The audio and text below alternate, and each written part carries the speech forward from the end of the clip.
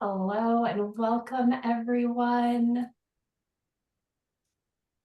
I know more and more people are joining us by the second. Thank you for coming to today's session. As you are getting settled, I invite our attendees to drop where you're calling in from into the chat. We'd love to get a sense of who's joining us today.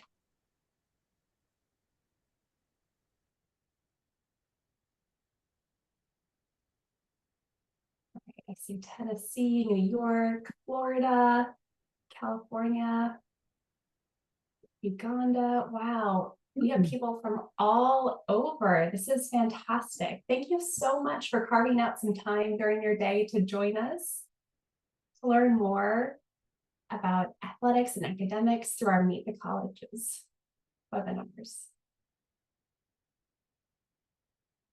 Fantastic. Well, I'll let the chat stay on for a little bit longer as people are dropping in where they're calling in from. Hello and welcome. Thank you for joining us for this final installment of this season for one of our favorite series, the Meet the Colleges webinars. My name is Callie Jacobs, and I'm part of the QuestBridge team. Today, we're here to explore athletics and academics at our college partners. We'll learn about the opportunities to engage with athletics and intramurals, what school spirit looks like, and how students balance having strong academics while being involved athletically. I'm especially excited about today's session because I'm a former college athlete myself. I played soccer and swam, both at the varsity level, and I know that athletics are often a big part of your life and can be something that you're really hoping to continue as you transition to college. And during this session, we'll talk just about how you can do that. Before we get started, I do want to remind our attendees that closed captions are enabled if you'd like to activate them through your Zoom toolbar. Additionally, you can use the Q&A feature at the bottom of your screen to ask questions specifically for our panelists. Please know that there is an upvoting function that you can use if there are certain questions you also would like to have answered. In this session, we encourage you to aim your questions at our college partners that are present here today. Questions that are about the application process itself will be dismissed. If you do have specific questions about the application, we encourage you to reach out to us directly at questions@questbridge.org. The session is also going to be recorded and it will be shared on our YouTube page. All right. So let's get started and see who we're joined with today. Today we have Catherine, Maureen, and Mike who are joining us from our college partners.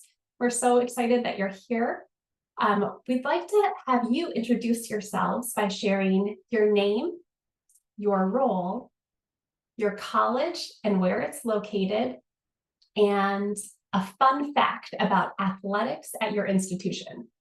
Maybe there's some Olympians or something in your realm. We'll get started with Catherine and go on the order that we see in this slide. Catherine, over to you. Thank you. My name is Catherine Hardy. I'm an assistant dean of admission at Amherst College. We are a small liberal arts college in Western Massachusetts. And a fun thing about Amherst College athletics is our mascot is the mammoth. We got that kind of with a tie between academics and athletics. We have a large geology program on our campus, and some of our undergraduate students and professors actually excavated 2 full fossils of mammoths. And we have one in our paleontology museum on our campus, and we love to scream, "Go Mammoths, tusks up."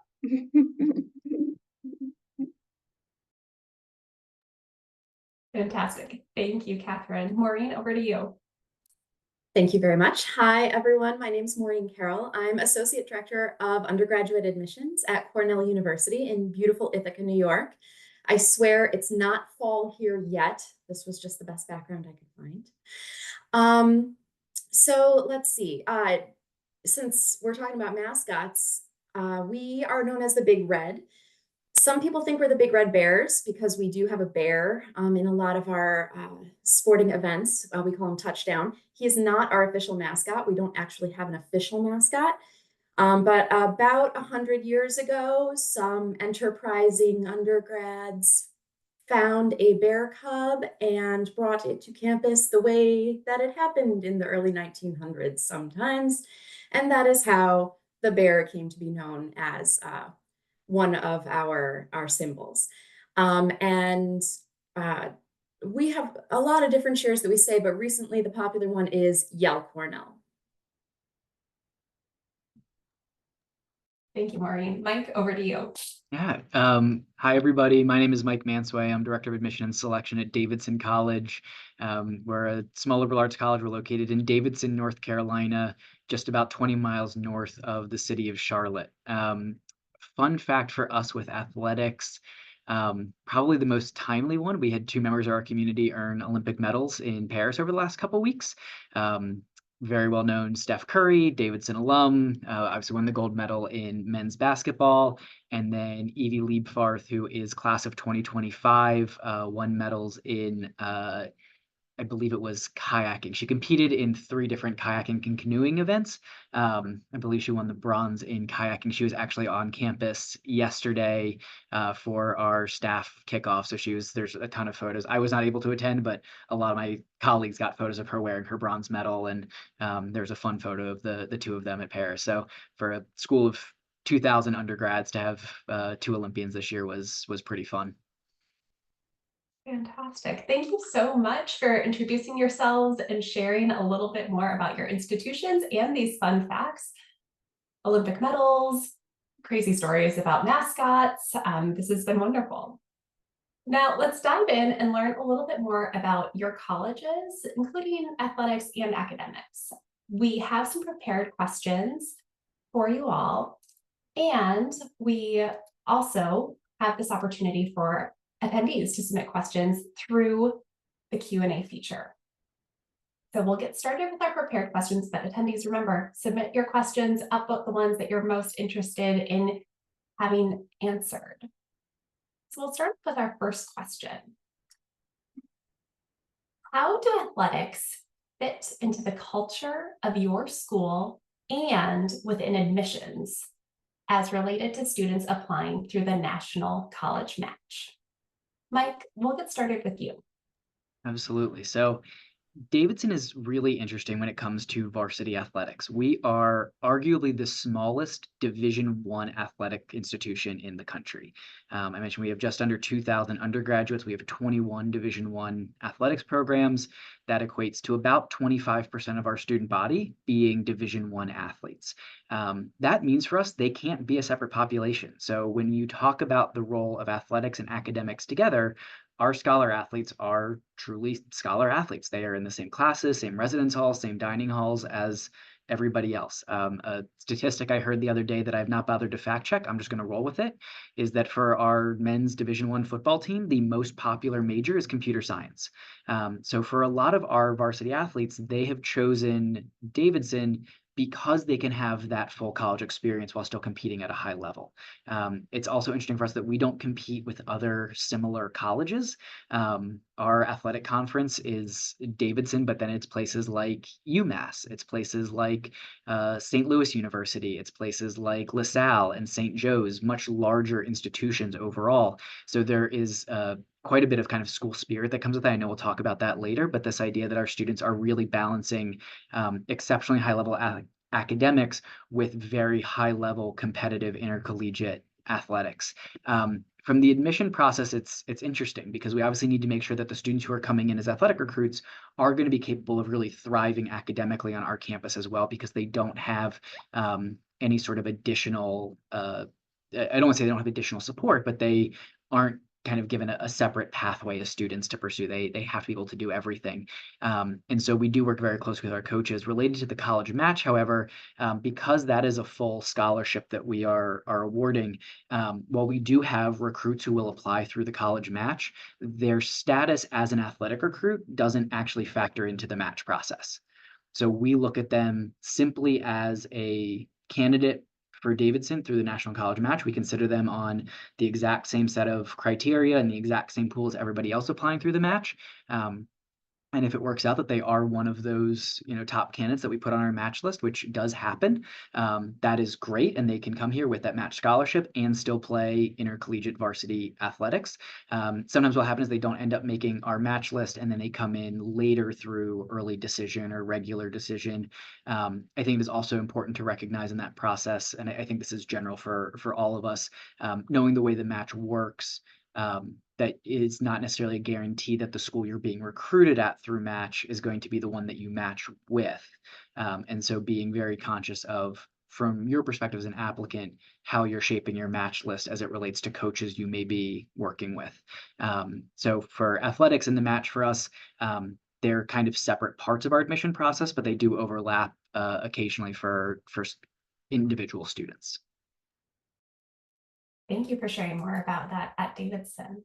Catherine, I'm curious if you could share a bit about the same elements in terms of athletics fitting into culture of school and within admissions, especially relating to the National College Match. And then Maureen, will pass it over to you.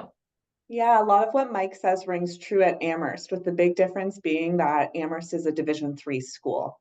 So we also have very high level athletics at our school, but students are very much, just like Mike said, they are expected to be scholar athletes. They are expected to perform at high levels, both within academic fields, within club areas that they're interested in, and within their sport.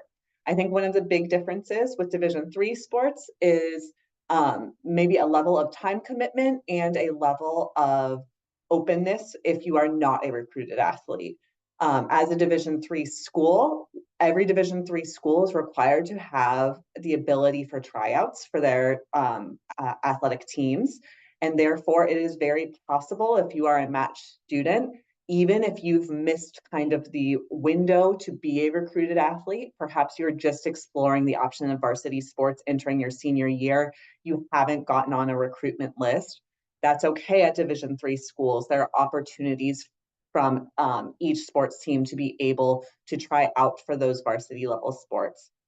Additionally, I just want to make sure if any of you are listening and interested in playing a sport, perhaps not at a varsity level, but at a club level, all of our schools are also going to have a vast wide variety of those club sports as well that are available to students.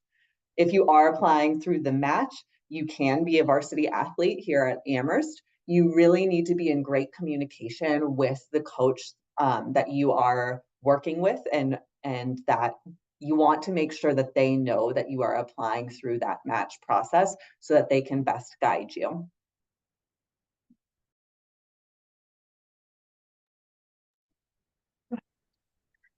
Well, this is Cornell's inaugural year as a part of Questbridge. We are very, very excited to be a part of the club. So I can't speak to how it's gone in the past because it hasn't.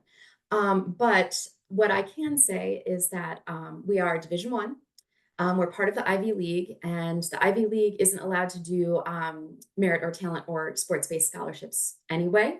And so there's no conflict or anything like that in terms of Questbridge. I can also say that, again, as with my colleagues, we are expecting our students to be scholar athletes. There's not a separate path for athletes at Cornell. And we fully expect that our students are going to be completely engaged in a variety of different things. And that might be varsity sports. We have 35 different varsity sports on campus. We also have an outdoor rec program that's been around since 1972 and a huge intramural sports program. And the sort of vibe in Ithaca is one of being active and healthy and outside a lot. So whether or not you're a varsity athlete, being active and being, a part of a team or a group of people who are interested in those sorts of values and activities is probably going to be a part of your life at Cornell. Thank you all so much. It's been really wonderful to hear what athletics and academics can look, or the admissions process can look like at your institutions with athletics. And you all touched a little bit on kind of the intersection of interests in terms of athletics and academics. And I'm wondering if you could share a little bit more about what this intersection of athletics and academics means to you at your institution. Catherine, could we start with you? Yeah, I think that this is just such a great topic to be talking about. And I would think it would ring true at all of these schools, but I am going to pitch D3 athletics to people quickly. D3 athletics are amazing because you are used to competing at a high level. You get that high level of competition, you get the team experience on campus, and more. So I always call Amherst students, particularly our student athletes, and students. I am a history and poli-sci double major, and I play varsity soccer, and I'm part of La Causa, the Latinx affinity group on campus, and. You really have the opportunity within Division III sports to have multiple interests that you can explore at a deep level. Some things that I think kind of showcase this. I was just speaking with a student today who is a varsity swimmer. Swimming is a sport that pans over multiple semesters. And lots of times it would be very difficult to take advantage of some other opportunities that you may want to take advantage of in college. I think of study abroad. This swimmer simply was able to talk with her coach and say, part of the reason I chose Amherst was because I wanted to be able to say yes to opportunities that are important to me, like studying in Spain for a semester. I'm going to take the spring of my semester of my junior year to do that, even though it conflicts with swim season, because I'm a full person and a Division III school really allows me to be a full person when it comes to both athletics and these other aspects of my identity that are important to me. I am so interested to hear how that plays out. I'm sure that that can happen at a D1 school too, but I think that's just caked into the D3 experience. What would you add? I think I agree with everything that Catherine just said. And I think it's one of the things that I really appreciate about Davidson as well. It's not true at all D1 schools. It is true at some. I think it's true at a place like Cornell and Ivy League athletic schools as well. But I think of our athletes who are also, we had a all conference swimmer a couple of years ago who was second chair violin in the orchestra. A lot of our athletes are able to study abroad during a semester, or in some cases during a summer, during breaks, they're able to do multiple programs. But I also think of the way that being on a team, and this is true for a lot of our club and intramural sports as well, and I don't want to lose sight of those, but especially with the varsity athletics, is a way to build community for students who are coming in. I think with any of our schools, with a lot of the partner schools, we draw students from so many places. One of my favorite random facts about Davidson, our first year class is 525 students, and this year they're from something like 480 high schools around the world. And I don't think that is an outlier amongst this group of colleges. So for a lot of students, they're coming in without knowing many other peers in their incoming class directly. And so being on a team gives you that chance to not just know other first year students coming in, but have immediate access to upperclassmen who can advise you on courses, on professors, help you navigate course selection, help you navigate some of those sometimes tricky systems of being at a college. And it's not the only way to get that advice by any stretch, but it just kind of gives you this peer network of support right away that I think factors into academic success. And then to have faculty who also recognize the different commitments that you're trying to balance as a student. I think about this with where we are in kind of a small college town. A lot of professors go to these athletic events. They bring their families to the games. And so when you say, oh yeah, I'm on the swim team, I'm on the field hockey team, I'm on the soccer team, they're going to say, that's great. I'm looking forward to seeing you in class on Wednesday, and I look forward to watching you play on Wednesday night at the game. And so it's a way for professors to connect with their students, but there's also a respect for the time commitment that is involved. And I think it's a great way for students to start to learn how to balance those different commitments as a student, because that's going to be something that is helpful to you academically, but also when you graduate, move on from any of our institutions, as you're entering the workforce and graduate school, being able to balance those different commitments and responsibilities is really important. I think athletics helps build those skills in our students. Fantastic.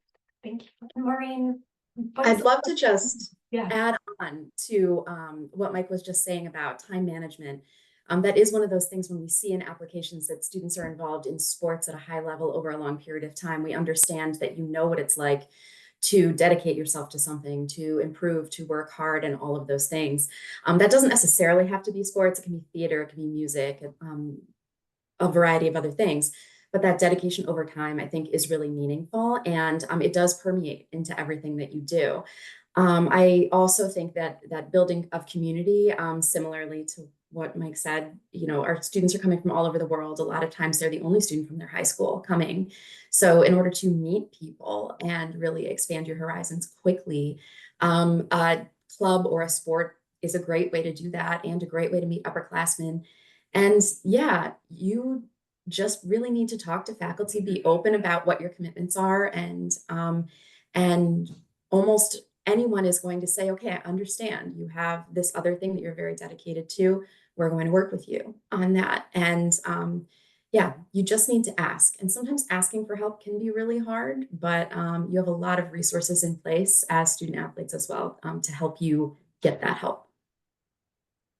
That's wonderful. And something I heard from all of you is that communication is really important. When you open that door, that line of communication, you're able to engage in a dialogue that will help people understand your perspective, context, and situation so that you can pursue the things that are most important to you while also accomplishing things in the classroom or in other areas of your collegiate experience. Maureen, I'd love to have you start off on this next question. One of the misconceptions about top colleges with well-recognized academics is that athletics may not be prioritized. How might you challenge that misconception or demystify it? What makes athletics stand out at your institution? I think athletics is honestly inextricable at Cornell. I mentioned that there is sort of a campus vibe just of activity, and people wanting to be physically active and healthy and that sort of thing. I think that whenever you're talking about a highly selective, rigorous school that you're applying into, there's this worry that they're really only interested in you as a student in the classroom and not as a whole person. And so that couldn't be farther from the truth. I mean, yes, we want to know that you're going to be successful in classes, but we are admitting whole people to our programs.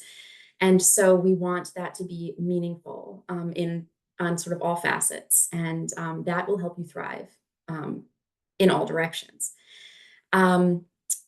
So there are definitely some programs where people think, oh my gosh, I definitely can't be an engineering major and a varsity athlete, or I couldn't possibly be an architecture major and a varsity athlete. That's just not true.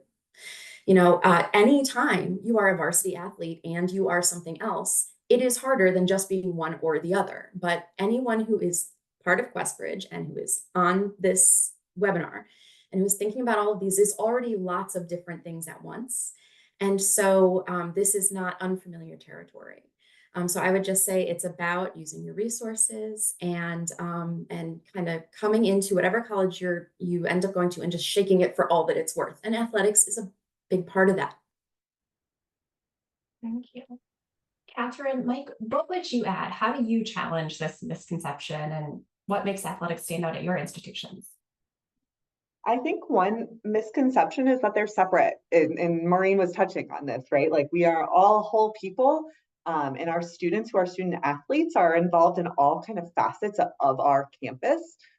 So it's hard to kind of, I think that it's almost a division to say like our athletes and then all of the other students, because all of our students are doing lots and lots of things on our campus. And part of that, we are all fairly small schools. We are, I heard Mike say about a quarter of the students at Davidson are varsity athletes. At Amherst, it's about a third of our students. And so it's just impossible to be on our campus and not be friends with someone who's on a varsity athletic team, to not be in classes with someone who's on a varsity athletic team. And therefore, people see what kind of time commitment it is. People see how much their peers pour into a sport. And it's really easy to get into. I know we're going to talk about school spirit, but it's just really, really easy for all students to be able to support a team if their roommate is on that team, if they get lunch every day or are lab partners with a varsity golfer. Maybe you've never gone to the golf course before, and this is your first time that you're going to go see it because your roommate's doing it. And so I think it's just something that everyone gets behind and is able to support because you just happen to make relationships with people who that's part of their identity. I often joke that one of my favorite parts about Davidson is that students get to see their friends on ESPN. And that's the kind of fun dichotomy of being at a small liberal arts school that also has Division I athletics. I think the inverse of this question is also important, that not just that schools with strong academics can also have strong athletics, but schools that you might think of as being known for their athletics can also have really strong academics.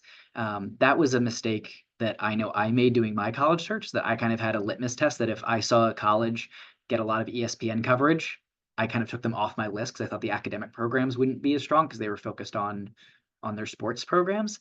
But a lot of these schools are able to, and certainly I think all three of us, in prioritize resources for both of these, and because they do connect in so many important ways, the way Catherine and Maureen have talked, Maureen have talked about, that being able to kind of just have that pride in what students are doing. And I think somebody mentioned sort of the and of students. I talk about that a lot with our students as well, that it comes to this idea of, all of our schools are a little bit on the smaller side, Davidson and Amherst more so than Cornell, but we're all very intentional communities.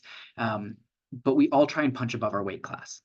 We all try and make sure that anything we're offering is going to be at this high level. And so I think athletics becomes a really obvious example of that because you get to compete against larger institutions. Division III is still an incredible level of competition. I was thinking about this looking at where people are from. I grew up in the Northeast. I grew up in Philadelphia. Division III schools are a very well-known quantity. I had friends who had gone to D3 schools for sports. Having moved down to North Carolina, as I'm looking at people coming from Tennessee, from Charlotte, from Georgia that are in this session, where Division III schools are not as common and where athletics in college is very much focused around SEC and ACC programs primarily, maybe some Sun Belt schools, knowing that the level of competition at Division III schools is really not that far off.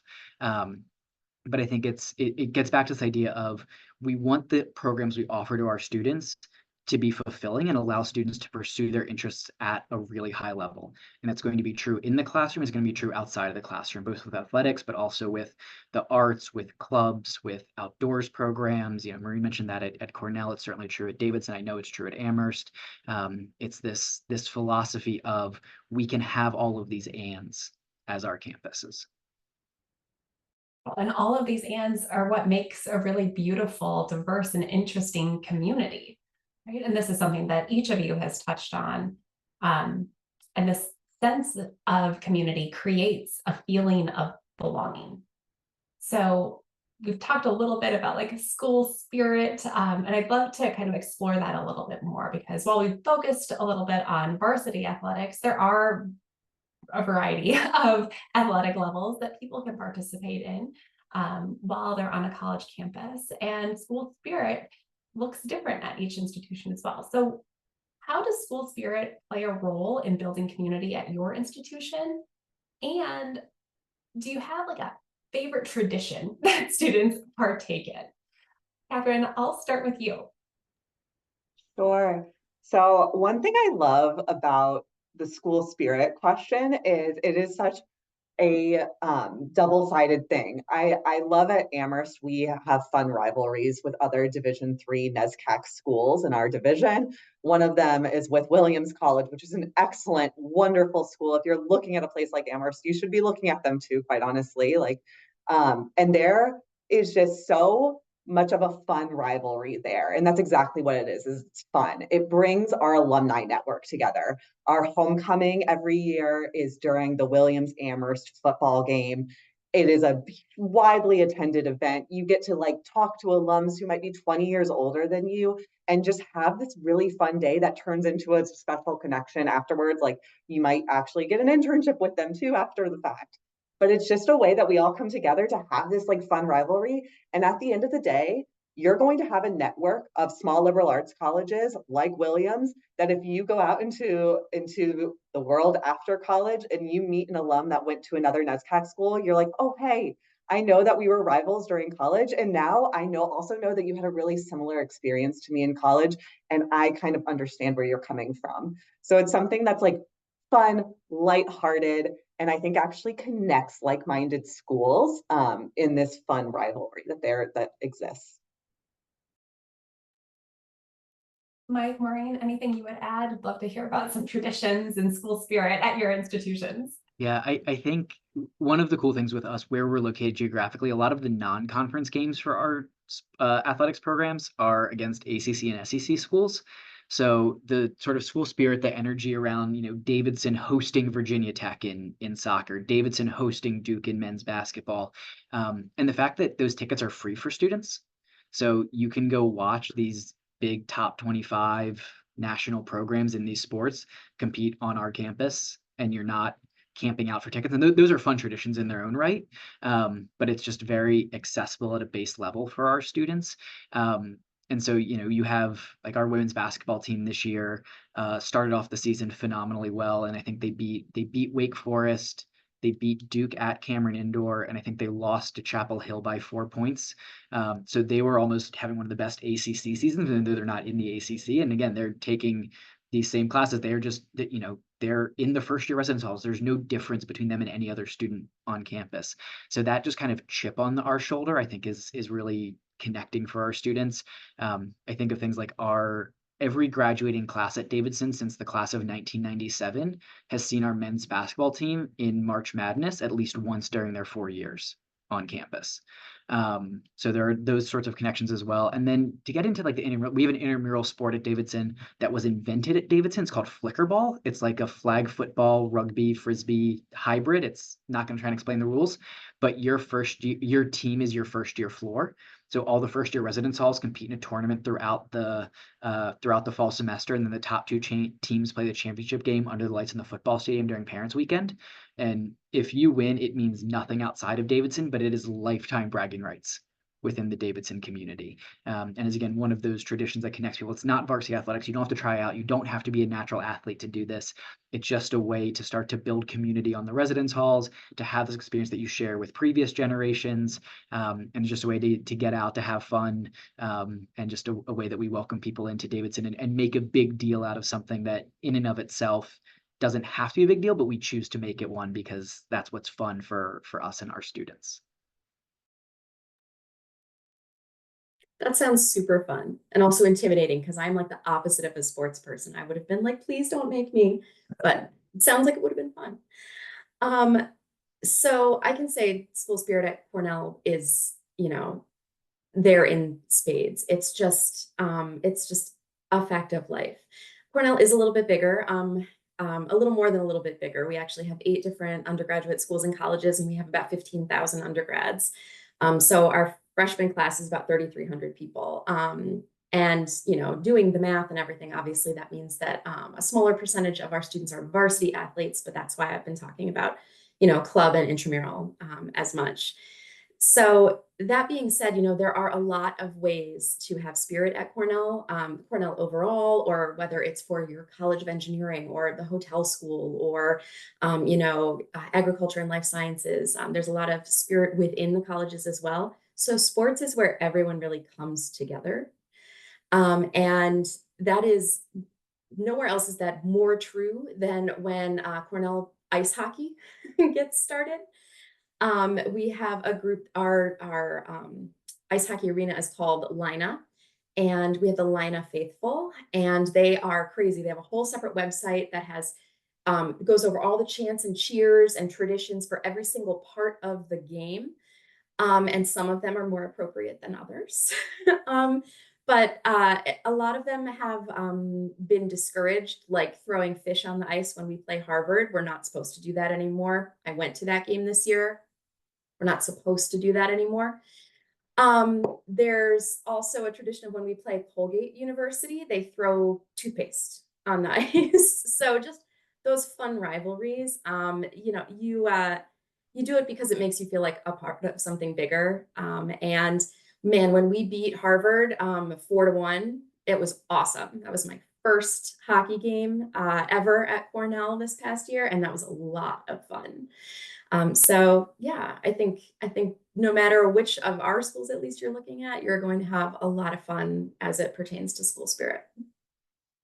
It's so wonderful to hear each of you tell these stories about tradition and community and school spirit. I see your faces light up. It makes me giggle and get a lot of warmth. And it sounds like so much fun. And it's really heartening to think about how school spirit permeates all areas of your campuses. While there's certainly some pride and presence within athletics and the varying levels of athletics, you'll find it in so many other components and offerings at your institutions.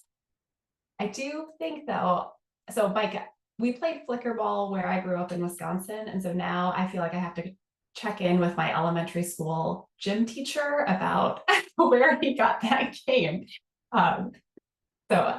Thank you for that history. My understanding is that if it exists outside of Davidson, it is because Davidson alums brought it there. That is what I've been told. Well, I'll have to ask Mr. Service. Question forthcoming. Something that each of you have mentioned as you've been talking about the environments on your campus is that there's several layers of support and resources available. And so I'm curious to understand what kind of support your institution provides to set your students up for success beyond the classroom or beyond the field or court, whether that's during their time as students or looking ahead post-graduation. Mike, do you want to get started with that? Yeah, so I think when we talk about support resources for our students, it's not just student athletes, it's really resources that are available to all of our students. It starts probably first with our faculty. I can't say enough about them. They are in a lot of ways the stars of campus. I always point out that for a place like us, our faculty are really intentional about having chosen a small liberal arts college as the place that they want to teach and work. They are here because they want to know their students. Every one of them hosts open office hours every week. 3/4 of our professors live within walking distance of campus. So you'll also see them mornings, evenings, weekends, meeting with students. They want to get to know you as a person. I mentioned that some with athletics, but it's true with every other aspect of student life as well. And so knowing that they're there to help you to answer questions. I think it is for a lot of our students, one of the biggest transitions coming from high school to college is realizing that you don't go ask your professor for help when you're struggling. You do it on day one as you're just getting settled into class and start to build that rapport. And that time spent in their office outside of class is really important to just kind of basic success at a place like Davidson, as I know it is at Cornell and Amherst. So knowing that you have that support from professors, then they want to be providing that. Then you talk about our academic services, peer tutoring, writing centers, speaking centers, places you can bring papers and presentations you're working on, work with professional advisors, work with peers who have been through those classes, who have earned high grades, who are subject matter experts, to have research librarians at your disposal, to have mental health services that are free and accessible for our students. And just, I think it's one of the biggest transition points for students coming in, and today is move-in day on campus for first years, which is awesome. And so I know this is some of the stuff that's happening right behind me right now is helping our students start to learn everything that they have access to. And it can be overwhelming at first, but as you start to learn how to navigate those support systems, it's incredibly helpful for students finding that balance, whether it's with varsity athletics, intramurals, club sports, the arts, research, I mean, all those different areas of campus life that we're talking about. And so making sure that the success of our students is our number one priority. We don't want anybody to come here and not feel like they have, at the end of their 4 years, thrived on campus and are really ready for those next steps. And you asked about how we prepare students for next steps as well and what happens after college. Our Career Development Center starts meeting with students beginning your first semester, and it's not just they're available, they will hunt you down. They want to work with every student every semester. They start connecting you with alumni, with internship programs, with funding. I was talking with one of our seniors a couple hours ago, and he was, talking to me about all of the grants that he's taken advantage of, all the funding he's gotten for travel and summer internships and covering housing and covering flights and all these ways that Davidson has supported what he's been looking to do. I think this ties back into athletics. It's come a couple times as it relates to alumni coming back for the athletic programs. Keeping our alumni networks tied into campus is really important for all of us, because they provide opportunities for current students. They provide mentorship, they provide internships, they provide advice and counseling. And so in return, to keep them engaged, we have these really fun athletic events. We put time into that. We give them opportunities to come back to campus and be a part of everything that's going on and be a part of that excitement.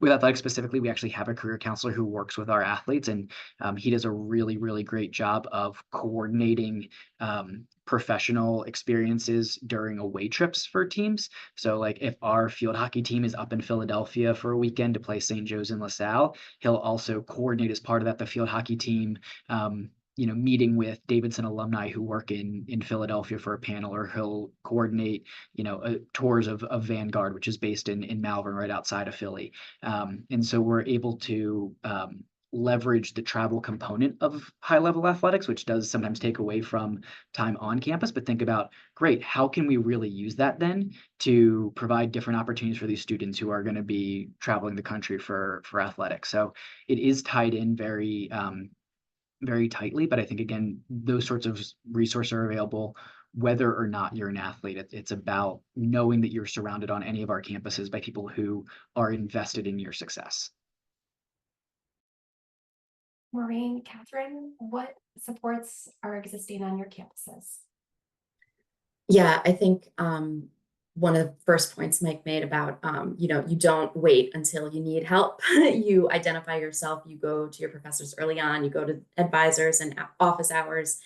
And that can be really hard, but you, again, will have so many people around you, your teammates, upperclassmen, the advisors from within the athletics department, your advisor within your major. There's also, in addition to being an advisor within the athletics department and an advisor in your major, there's also a faculty member that's a team advisor for every team. So my daughter is classmates with a boy whose mom was a field hockey player in college. And so she is she's like a superstar business professor, winning all kinds of awards.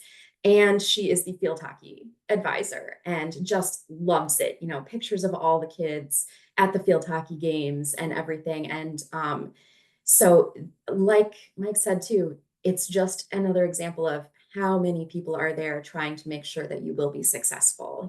That is everybody's goal. Yeah, and I would just echo everything that Mike and Maureen just said about supports that are on campus. But I think another aspect of support is actually student-led. So I know at Amherst, for example, one of the larger groups on our campus is the Council for Amherst College Student Athletes of Color. And it is a group that is student-led, student-run. It's across all of our varsity sports, and I think even includes some of our club sports as well. And it is just a space where our student athletes of color come together, have that affinity space. That is a place where they can be them fully themselves and feel fully themselves, and also expand that to our whole campus and make sure that our whole campus gets to see wow, we are lucky to be in such a diverse community with one another. We value each other's differences. We have spaces where people's voices are elevated within athletics, within academics. And so I think it's important to note, all of our schools have so many staff-run resources, and we attract these students at highly selective schools that want those leadership positions too, and make space for others at the table. And I think athletes are just a really great example of students who want to take on that kind of leadership. They do it in the athletic part of their life, and they also want to make sure that they are doing it in all aspects of their life. Fantastic. And again, hearing more about these ideas of communication and community and how each of these colleges is looking to provide environments and spaces where you can thrive and be successful in all aspects of your college experience. And I think something that ties into that is connected to applying to colleges, and that there's this idea of college fit, or how well a college meets a student's needs and priorities. Questbridge and our college partners, including your 3 schools, want students to thrive no matter where they end up. So as a final question, in the prepared realm, what kind of student do you think would thrive at your institution? Maureen, let's get started with you. No, I love this question, actually, because there isn't a checklist, there isn't one type of student. So when we're trying to compose an incoming class, we're talking about everybody being a unique facet of the class, no one being more important than anyone else, but without everybody, the class is not complete.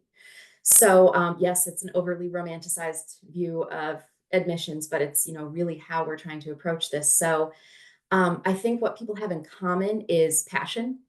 They're really excited about whatever it is that they're excited about, whatever unique combination of things that is.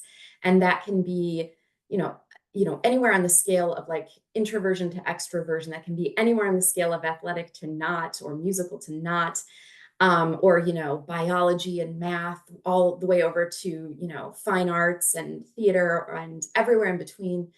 So what I love is that people geek out on whatever it is that they geek out on. And that shared level of energy really sustains people at Cornell. So I think that's, it's the kind of student that thrives at Cornell, is the kind of student that wants to do a lot of things, wants to have a lot of options, doesn't want to just do one thing or be one thing, and needs a place that can satisfy all of that. Thank you. Catherine, Mike, who thrives at your institutions? I will say, I think all of us can kind of echo Maureen, like we want to see what sparks your interest. We want to see what you're passionate about. I'll add on to that. We also, and I think Amherst specifically, wants someone who's going to take advantage of our open curriculum. We want someone who's going to explore widely. And with that, we want students who at highly selective schools, you've had to check a lot of boxes to get into these highly selective schools. You've had to like be on your A game to be at the place that you are. And now that you are getting into these highly selective schools, we need you to be willing to be risk takers. We need you to be willing to try something new, to get out of your comfort zone, to do something even if you're not going to be the best at it, because that's how you're going to thrive at our institutions. So we're also looking for students who are willing to like take that good risk, even if it means like I might not be perfect while I do it, because that's how we know you're going to take advantage of what we have on our campuses. I agree with everything that Maureen and Catherine have said as it relates to what we look for at Davidson. I think we talk a lot about students who we think are going to have an impact at Davidson, students who are going to really take advantage of the opportunities that they're presented with. I think also students who are going to do that in a way that makes space for, elevates, celebrates their peers on campus. And we look a lot for students who have shown evidence of being able to be collaborative, and students who have shown evidence of really being a positive force in the communities that they've been a part of up to this point, whether that is their school community, whether that's their local community, their neighborhood, their family. And I think another important point that I know we would all echo is we're not predicting your involvement based on what you've done in high school. We're looking for those qualities that we think are going to transfer into our communities. But I know we're going to transition here into the Q&A portion in a minute. But there's a lot of questions about how sports on your application impacts your application dates, or sports on your resume. Unless you're being specifically recruited to play Division I soccer at Davidson, there are really great things that we can take away from you having played soccer at a high level in high school without any expectation that you're going to touch a soccer ball when you get to our campus. And that's true across any number of of activities. We're looking for those transferable skills, the curiosity, the impact, the collaboration, hoping that you're going to get to our campuses and find new interests and find new passions and new things that spark joy for you, that maybe you didn't have time for or didn't have access to in high school. So know that what we're looking for, the students who do well on our campus, it's about these general qualities, not the specific involvements that you've done, or not in the way that we're expecting you're going to be involved in exactly the same ways you were in high school. Thank you all so much for sharing more about the qualities and characteristics you're looking for in students as you consider creating a diverse and holistic class. We are going to transition over to some of the questions from our attendees. And, obviously with the time, we're not going to be able to answer every question that is in there. But attendees, please remember to use the upvoting function. And we're focusing on questions related to our college partners and not the QuestBridge application itself. Question that I see with the most upvotes at the moment is about writing essays about sports and athletics. So the question is, and I'll open this up to any panelist who would like to respond, would writing essays about sports athletics be too general for people who don't have any athletic awards?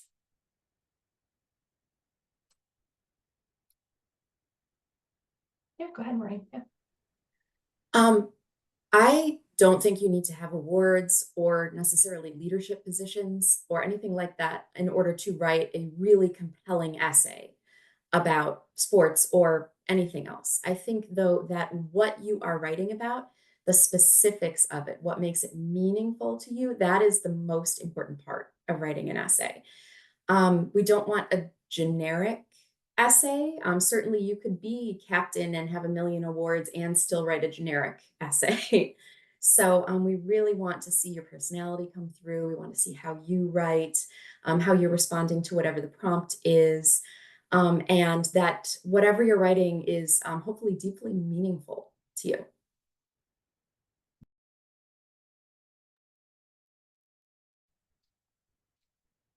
I don't have much to add. I think that's a good answer. Fantastic. Another question that I see in the chat is elaborating a bit on the commitment differences of intramural, club, and varsity levels. Who would like to answer that question? I'm happy to take this. So the varsity level is usually the biggest time commitment. I think this is true at D1 and at D3. And I'd say that as a former 4-year D3 athlete. The varsity level is where you're going to be practicing probably every day. Sometimes, you're going to be between practice and competition 6-7 days a week. You're going to have more travel. That's where that is going to be a big priority in most cases in your life in college. It's not the only thing you're doing, as we've talked about. It's not your identity, but it's something that is definitely going to be something that you're scheduling around in a lot of cases. Some of your other involvements, other interests. Club sports for us, you're still going to usually compete intercollegiately. You're going to play other colleges, but it's going to be other club teams. Some of our club teams might play a couple of Division III schools, but mostly other club programs. It's going to be somewhat organized. There will be a regular practice schedule, but it's not going to be every day. It's going to be something that you have a little bit more flexibility. And for us, it's something that you can very easily join once you're on our campus. You're not being recruited for those club programs. It's something that you choose to join. And in our case, and I think this is pretty common, there's not a lot of cuts. I mean, it's if it's something you're interested in, you can do it. Intramural sports are for bragging rights on campus, and people take that seriously. Those are groups of friends who make teams to compete against other groups of friends at Davidson, and that can be as serious or not serious as you want it to be. But that is really just for fun, for bragging rights, for t-shirts. I think intramural t-shirts tend to be really valued prizes at a lot of campuses, but it's something that, again, doesn't require previous experience, doesn't require a whole lot of commitment. Usually the games are, in the evenings after classes. They kind of fit around the rest of campus, and there can still be some really fun energy around that, but it's definitely the lowest commitment level out of the three. One thing I'll add is on some of our campuses, I know it's true at Amherst, to be a club sport, you have to be open to students. You have to allow the student body to join. And so because of that, we have some really competitive club sports here at Amherst. Our crew team, our rugby teams are very competitive. But because they're open to all students, students actually talk about being on the social rugby team or being a social member of the ultimate frisbee team. Like, sure, I'll show up to practice. Like, yeah, I like to play around with that. That's fun. But mostly, like, I love having this community of people, and I travel with them or I go to practice in part to be part of that community. So even amongst the really competitive club sports on our campus, there's also students who participate because they like being part of the team, and they may not partake in the actual competition, but are just around because it's a fun way to be spending their time. I love that.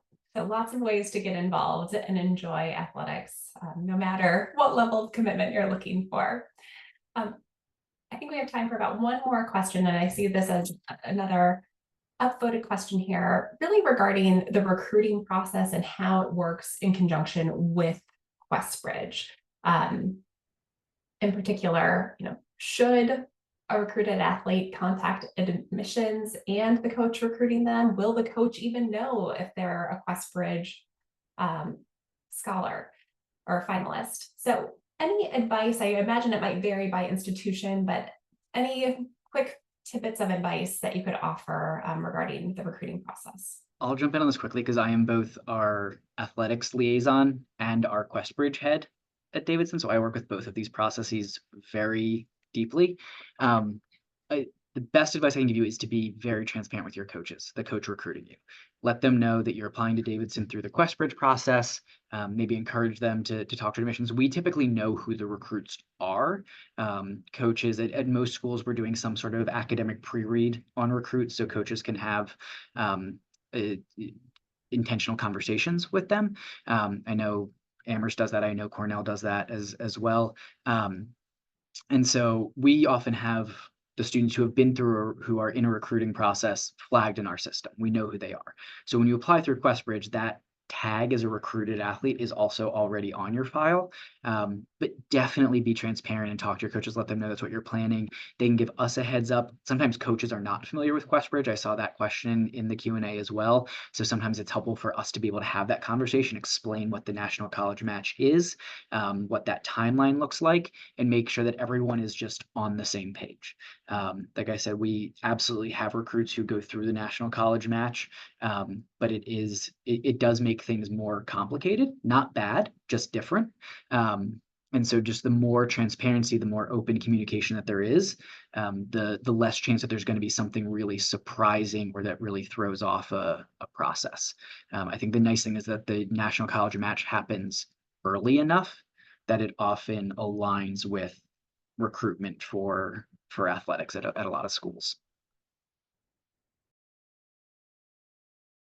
I'm seeing some nods from both Maureen and Catherine. Anything else you two would like to add?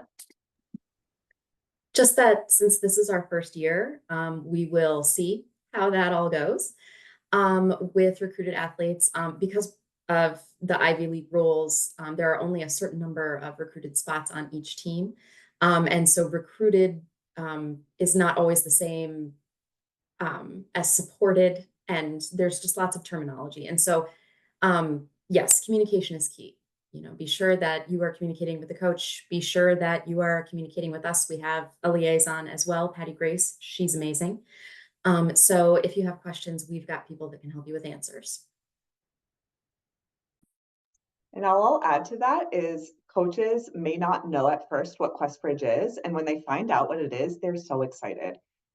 They are excited to have a diverse group of students within their teams. They're excited that this student has these kind of academic honors behind them. If nothing else, it's like a signal to them of like, yes, this is wonderful that this student, when they come to campus, is likely to be successful on our campus.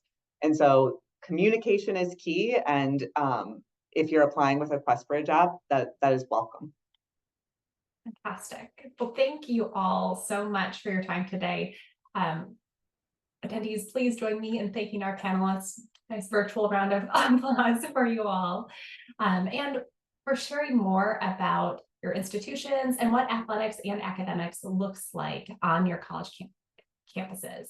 Panelists, if you'd like to share your contact information for your admissions office or more directly, please drop that in the chat. You should be able to share that with everyone. Again, that can be for you personally or the email of your admissions or athletic representatives. And thank you again so much for being here. Remember, attendees, that you will be able to view this recording on our YouTube page, and you're invited to watch the rest of the series, which is also available on our YouTube page. It's a great way to learn more about our college partners. Thank you all again, and we'll see you next time. Take good care.